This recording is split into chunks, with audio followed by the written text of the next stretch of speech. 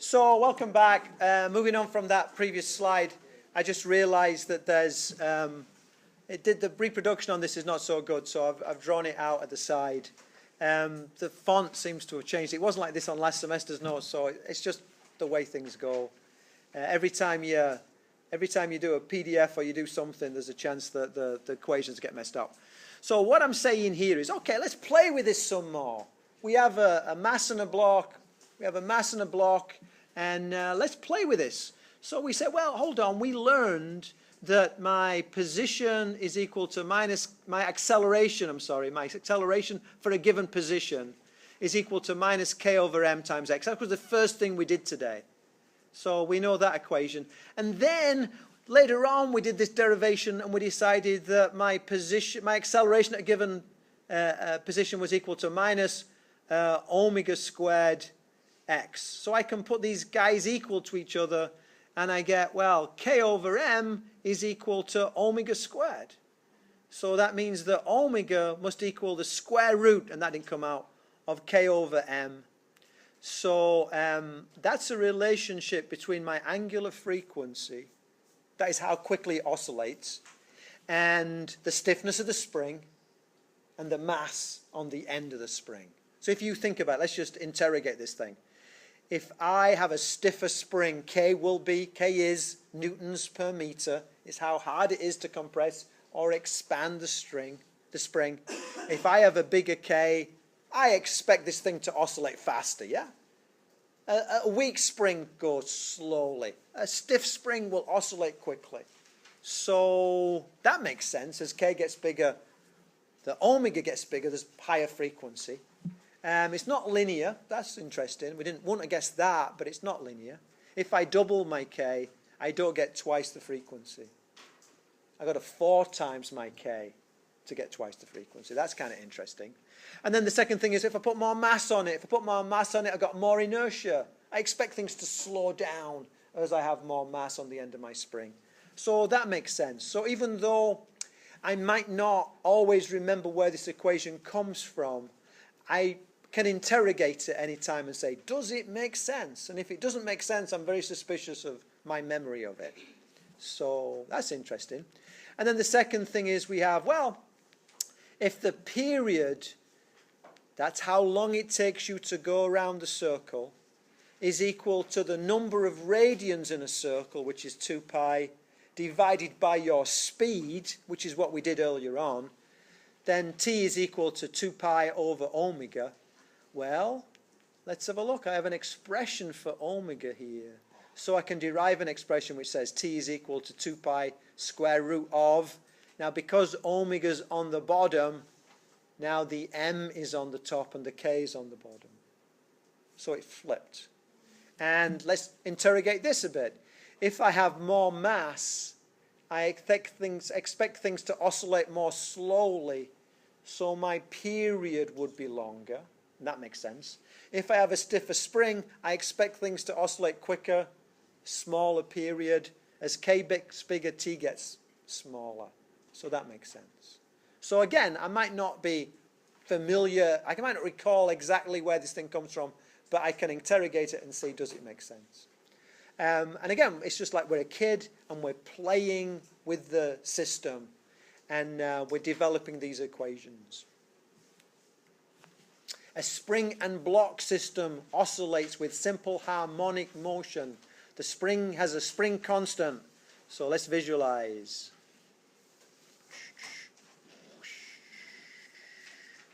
The spring has a spring constant of equal to 8 newtons per meter.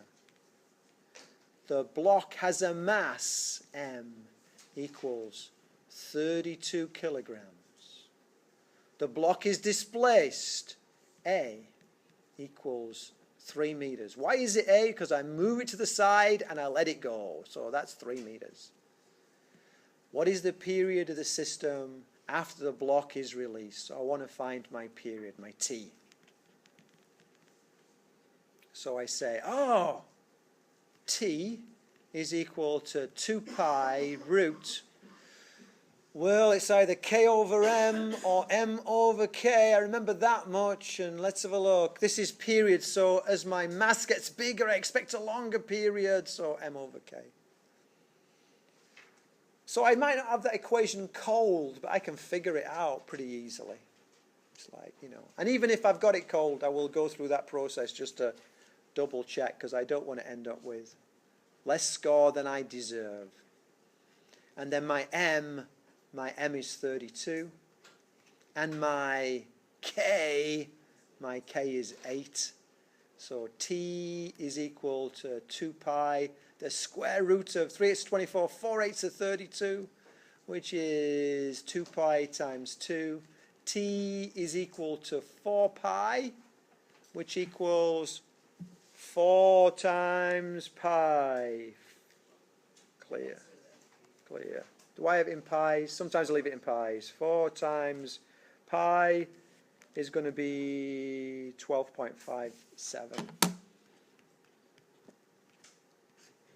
And or 4 pi seconds. So that's going to be B. Sorry, yeah. I'm sorry? There's only one answer, not both answers? There's only one answer. You said there's no or answers in Apart from me. okay. Where did the units go that you end up only in seconds? Divided by kilograms. Oh, let's look at that then. Good question. So we have kilograms over newtons per meter, which is kilograms. And we take that and flip it, so it becomes meters over newtons, which is kilograms, meters. And a newton is a kilogram meter per second squared. So that cancels with that, and that cancels with that, and that flips. So that comes to seconds squared. The square root of it. So, yeah, cool. Very good thing to do. It's a really good thing to do that, to double check your units. I don't ask people to put the units next to it. Some teachers do. I was never trained that way. Some teachers, they put down all the units and then they cross out the units and they confirm. I just find it gets in the way. So I never do it that way, but it's good every now and then just to go back and check your units. Good. Okay, so now we're playing, and there's a page full of equations. And so, in fairness, I have to be a bit more selective about what I expect you to know and what I expect you to not know. By and large, if it's in yellow, well, that's not in yellow. The yellow things I'm really keen on. I'll give you a list of equations. If it's not there already, I'll put one up, a list of equations that we have. Because I don't want you to know all the equations that are on this page. I would like you, if I give you the equation, to know how to use it. So it's not that you can just cross this page out. There are pages we will just cross out. But there are times when I want you to know the answer. I don't necessarily want you to know all the steps. But I do want you, if there's a step, to be able to talk about that step. So, for instance, in this case, we have a mass, and there's its equilibrium position, and we set it to one side, and we let it go, and we get this kind of oscillation. And I can say at any given time, so at any given instant, I can say what's its kinetic energy, that depends on velocity, and what's its potential energy, spring potential, not gravitational, spring potential. That depends on its position. And what's the pattern of energy with time? So I say, well, okay, kinetic energy is a half mv squared. And v, I know, is minus a omega sine omega t. So substitute in, I get k is equal to half m minus a omega sine omega t all squared. That bit there is all squared. So I multiply it out, and I get k is equal to half m omega squared a squared sine squared omega t. And I suppose I could turn around and say, hey, you're supposed to know kinetic energy, and you're supposed to know the velocity, so that could be an exam question. But frankly, I don't tend to ask that question, and it's not in the homeworks, so it wouldn't come to my mind. Maybe it should do, but it wouldn't.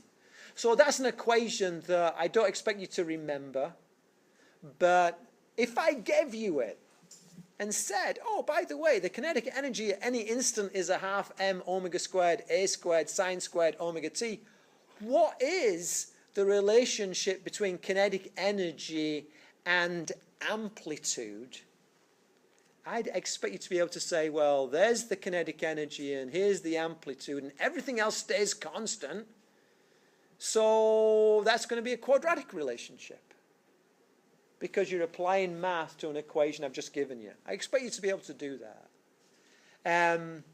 So don't just blow off the equations that are not on your equation sheet and not be able to interpret these other equations. It's just knowing what the symbols mean. You know, I don't want you to get to the stage where you only know the letters that you know and you don't know anything else. But, you know, I'm not expecting you to know that equation. Okay? I could say, here's value for m, here's a value for omega, here's a value for a, here's a value for t. Figure out the answer, just using math. I'll give you the equation, but I don't want you to just cross out this page because, you know, it's not on your equation sheet. Okay. If I do the same thing for a half kx squared, then we say, well, I know what x is because I figured that out. Bung it in. Remember that k is equal m omega squared. We did that. And you end up with this expression here. And what you find, actually, is they're very similar. Half m omega squared a squared sine squared omega t. A half m omega squared a squared cosine squared omega t. And what we find is sine squared theta plus cosine squared theta equals 1. So, oh, okay, this is adding up to a whole. And what you're finding is that basically at one extreme, I have a whole bunch of potential energy and no kinetic energy. And at the other extreme, I have a whole bunch of kinetic energy and no potential energy. And if I recognize that sine squared anything as a maximum value of 1 and cosine squared anything as a maximum value of 1, I can simplify these to this and that, and when I add them together, so they get to be the same answer. And let's have a look. If I remember that omega equals the square root of k over m, I end up with E is equal to half k a squared, which is boringly the same as that. So we did a whole bunch of work to kind of show that when A is the amplitude, the energy is equal to that. It's the same, yeah.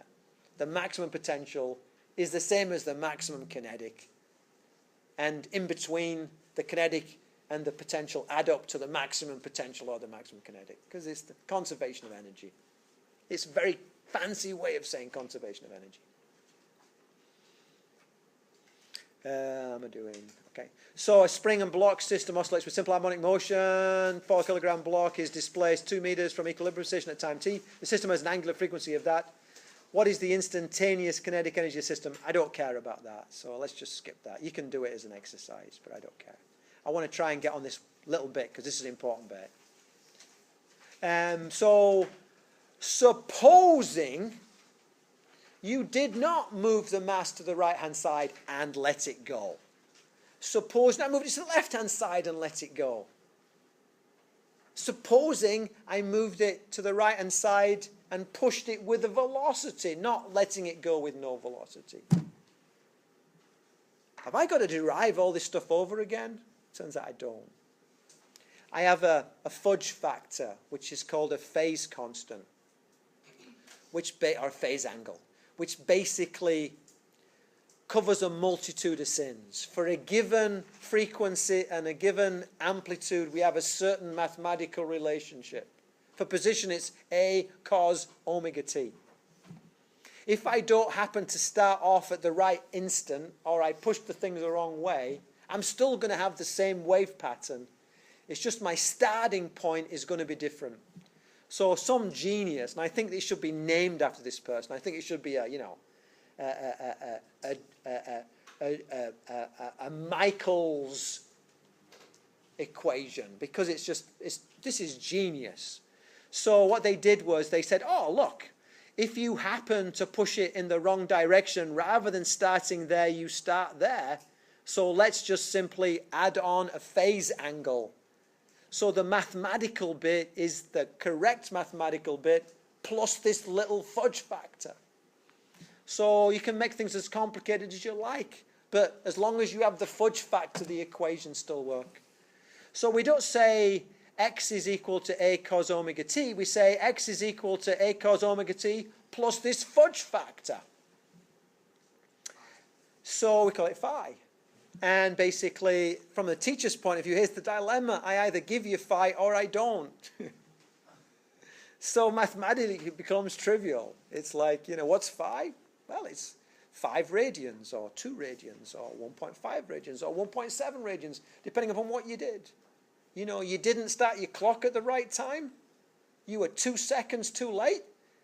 How many cycles is that? Oh, it's 19 radians. Okay, just add on 19 radians to your equations and it'll work. So you can fudge things through very nicely. So from a tester's point of view, it's not that interesting because it's just like, yeah, you just put the number in. But from a student point of view, it's kind of mystifying. And it's in the equations throughout. As a student, I was taught all these equations with this phi in it.